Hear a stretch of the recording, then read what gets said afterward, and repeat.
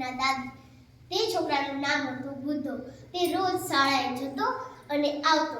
એક દિવસ તે શાળાએ જઈને આવીને બોલ્યો, દાદીમાં, મારે મામાને ઘેર જવું. દાદીમાં બોલ્યા, બેટા તું મારો એકને એક લાડકવાયો છોકરો છે, તારે મામાને ઘેર ના જવાય, તને કંઈક થઈ ગયું તો હું શું કરીશ? છોકરો બોલ્યો, દાદીમાં, મને કાંઈ ના થાય, મને મામાને ઘેર જવા દો. દાદીમાં બોલ્યા, હું તને મામાને ઘેર તો જવા દઉં, તું ઘડીક રહે, હું તને ગરમા ગરમ ઢેબરા બનાવી આપું. દાદીમાં તો ઢેબરા બનાવવા લાગ્યા અને છોકરો તો ઢેબરાને પોટલામાં પેક કરીને ચાલવા લાગ્યો. છોકરો એક ત્યાં અડધે પહોંચ્યો અને તેને થાક લાગી ગયો. પછી તે બોલવા લાગ્યો, આ વાવ નીચે બેસી જાઓ. તે વાવમાં તો 7 ભૂત રહેતા હતા. છોકરો બોલવા લાગ્યો, 1 ખાવ, 2 ખાવ, 3 ખાવ, 4 ખાવ, 5 ખાવ, 6 ખાવ કે સાથે 7 ખાવ. તો ભૂત તો એકબીજા પાછળ સંતાવા લાગ્યા. એક ભૂત બહાર આવીને બોલ્યું, ભાઈ તમે અમને ના ખાશો, અમે તો તમારું શું બગાડ્યું? તમે અમને ખાવ છો? છોકરાને તો કાંઈ સમજાવ્યું નહીં. છોકરો તો ભૂતથી ડરવા લાગ્યો. ભૂત તો છોકરાથી ડરવા લાગ્યો. પછી ભૂત તો બોલ્યો, ક્યાં ખોવાઈ ગયા ભાઈ, તમે અમને ના ખાઈશો, અમે તમને જાદુઈ ચૂલો આપી છીએ, ચૂલો. છોકરો તો તે ચૂલાને પોટલામાં પેક કરી ને મામાને ઘેર ચાલવા લાગ્યો. તે મામાને ઘેર જઈને બોલવા લાગ્યો, મામા બારમાં ઉગાડ. મામાએ તો બારમાં ઉગાડ્યો અને બોલ્યા, વાહ ભણ્યા, તું તો કેટલાય દિવસે મારા ઘરે પ્રગટ્યો, જેમ દીવો પ્રગટ્યો એને ઘોડે. પછી બોલ્યો, છોકરો બોલ્યો, એ બધી વાત મૂકો, તડકે તમે નીચે બેસો, નીચે. હે જાદુઈ મામા, તમારે શું ખાવું છે? મામા બોલ્યા, મારે તો ગરમા ગરમ ભજીયા ખાવા છે, પણ તારી મમ્મી તો ટાઈમ જ નથી. તો છોકરો બોલ્યો, હે જાદુઈ ચૂલા, તું ગરમા ગરમ ભજીયા આપ.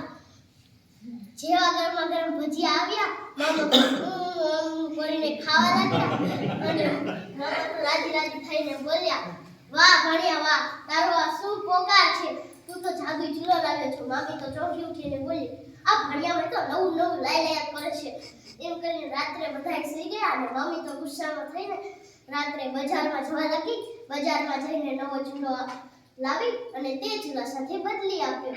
તે ચૂલા સાથે બદલ્યો અને મામી બોલી, હવે તો ભાણિયાનો ચૂલો ગયો. પછી બીજા દિવસે ભાણિયો બધાને બાય કરીને ચાલવા લાગ્યો. પછી ભાણિયો છોકરો ઘરે આવીને બોલ્યો, દાદીમાં, હવે તમારે કાંઈ કામ કરવાની જરૂર નહીં, હું તો જાદુઈ ચૂલો લાવ્યો છું. દાદીમાં બોલી, સાચું બેટા? બેસ. તો છોકરો તો બેઠો અને બોલ્યો, દાદીમાં, તમારે શું ખાવું છે? દાદીમાં બોલ્યા, મારે તો ગરમા ગરમ થેપલા ખાવા છે, થેપલા. તે છોકરો બોલ્યો, હે જાદુઈ ચૂલા, તું ગરમા ગરમ થેપલા આપ. જાદુઈ ચૂલા તો કાંઈ કામ કર્યું નહીં. છોકરો ગુસ્સામાં થઈને બોલવા લાગ્યો, હે જાદુઈ ચૂલા, ગરમા ગરમ થેપલા આપ. જાદુઈ ચૂલામાંથી કાંઈ આવ્યું નહીં. છોકરો ચોંકી ઉઠ્યો અને બોલવા લાગ્યો, દાદીમાં, હું તો સાચું જાદુઈ ચૂલો લઈને આવ્યો હતો, આ ચૂલાને શું થઈ ગયું છે? છોકરો બીજા દિવસે તે બધી વાત મૂકી ને શાળાએ જવા લાગ્યો. તેમ બીજા દિવસે, ત્રીજા દિવસે 15-20 દિવસ થયા અને દાદીમાને બોલ્યું, દાદીમાં, મારે મામાને ઘેર જવું, મને બહુ મજા આવી. દાદીમાં, મારે મામાને ઘેર જવું. દાદીમાં બોલ્યા, ઊભો રે, હું તને ઢેબરા બનાવી આપું, ઢેબરા. દાદીમાં તો ઢેબરા બનાવ્યા. છોકરો માથે પોટલો મૂકીને ચાલતો પહોંચ્યો તે જ વાવની નીચે અને બેઠો અને બોલવા લાગ્યો, 1 ખાવ, 2 ખાવ, 3 ખાવ, 4 ખાવ, 5 ખાવ, 6 ખાવ કે સાથે 7 ખાવ. ભૂત તો ડરીને સંતાવા લાગ્યા. એક ભૂત બહાર આવીને બોલ્યું, ભાઈ તમે અમને ખાવાની શું કામ વાત કરો છો? અમે શું તમારું બગાડ્યું? છોકરો બોલ્યો. છોકરાને તો કાંઈ સમજાયું નહીં. છોકરો કંઈક બોલવા જતો હતો અને ભૂત બોલ્યા, અરે તમે અમને ના ખાઈશો, અમે તમને જાદુઈ મરઘી આપી. તો તે ભૂતે તો તેમને જાદુઈ મરઘી આપી અને છોકરો તો પોટલામાં જાદુઈ મરઘીને વીંટોળીને ચાલવા લાગ્યો. મામાને ઘેર જઈને, મામા બારણા ઉગાડો. મામાને કહ્યું, મામા, હવે તમારે કાંઈ કામ કરવાની જરૂર નથી, નીચે બેસો, નીચે. છોકરો તો બોલ્યો, હે જાદુઈ મરઘી, તું સોનાના ઈંડા આપ. જાદુઈ મરઘી તો 2 સોનાના ઈંડા આપ્યા. મામા તો રાજી થઈ ગયા અને મામી તો ચોંકી ઉઠી, અરે આપણે બીજું શું લાવ્યો? હવે તો અમારે આવું કંઈક કરવું જ પડશે. રાત્રે બધા સૂઈ ગયા મામી ચાલતી ચાલતી બજારમાં ગઈ, નવી મરઘી લઈને આવી અને તે મરઘી સાથે બદલી રાખી. પછી મામી બોલી, હવે શું કરશે? પછી છોકરો સવારે તેનું પોટલું લઈને ચાલવા લાગ્યો. ઘરે જઈને દાદીમાને બોલ્યું, દાદીમા હવે તમારે કાંઈ કામ કરવાની જરૂર નથી, કાંઈ કામ કરવાનું. છોકરો દાદીમા બોલ્યા, હવે શું તું લાવ્યો છું? છોકરો તો બોલ્યો, હું તો જાદુઈ મરઘી લાવ્યો છું, તે સોનાના ઈંડા આપશે. દાદીમા બોલ્યા, સાચું? તો નીચે બેસીને મને બતાવી તો ખરો. બંને નીચે બેઠા. છોકરો બોલ્યો, એ જાદુઈ મરઘી, તું સોનાના ઈંડા આપ. જાદુઈ મરઘી તો કાંઈ કામ કર્યું નહીં. એ જાદુઈ મરઘી, તું સોનાના ઈંડા આપ. જાદુઈ મરઘી તો કાંઈ કામ કર્યું નહીં. છોકરો બોલવા લાગ્યો, અરે આ શું થઈ ગયું મરઘીને? બીજા દિવસે છોકરો તે બધી જ વાત ભૂલીને ચાલવા લાગ્યો શાળાએ. તેમ કરીને મહિનો જેવું થયું. ત્રીજી વાર બોલ્યો, દાદીમા મારે મામાને ઘેર જવું. દાદીમા બોલ્યા, તું 2 વાર મામાને ઘેર જઈ આવ્યો, હવે તારે ના જોવે.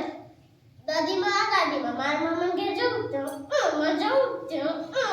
છોકરો તેમ કરીને નિશાળો. દાદીમા બોલ્યા, હા તને જવા દઉં, ઊભો રહે, હું તને ઢેબરા બનાવી આપું. ઢેબરા. દાદીમાએ તો ઢેબરા બનાવ્યા અને ઢેબરા પોટલામાં પેક કરીને છોકરો ચાલવા લાગ્યો.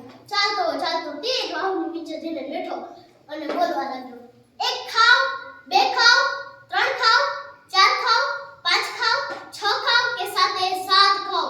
ભૂત તો ડરીને સુતાવા લાગ્યો. એક ભૂત પાછું બહાર આવી બોલ્યો, ભાઈ અમે તમને વસ્તુ તો આપીએ છીએ, તમે અમને ખાવાની શું કામ વાત કરો છો?